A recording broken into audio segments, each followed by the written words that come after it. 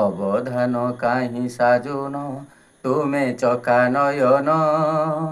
ଦୂଷିତ ହେଲାଣି କେବେଠୁ ଏହି ମଣିଷ ମନ।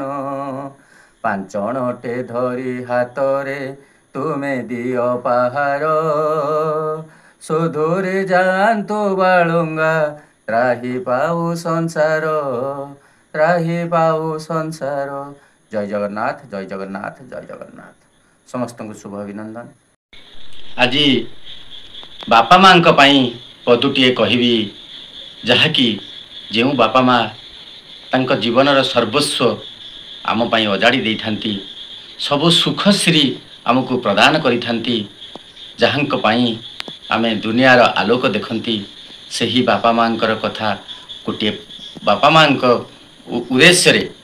ମାଙ୍କ ଉଦ୍ଦେଶ୍ୟରେ ପଦୁଟିଏ କହିବି, ଯାହାକି ଜିଅନ୍ତେ ନଦେଲୁ ତୁଣ୍ଡରେ ମଲେ ଦେବୁ ବିଣା ମୁଣ୍ଡରେ। ତେଣୁ ବଞ୍ଚିଥିବା ଅବସ୍ଥାରେ ଆମେ ସେମାନଙ୍କ ପ୍ରତି ଟିକେ ଯତ୍ନବାନ ହେଲେ ନାହିଁ, ମଲା ପରେ ଯଦି 10 ଖଣ୍ଡ ଗାଁ ଖାଇବା ପିଇବାକୁ ଧୁମଧାମରେ ଦେଇ ସେଥିରେ କିଛି ପୁଣ୍ୟ ନଥାଏ କି କିଛି ଲାଭ ନଥାଏ।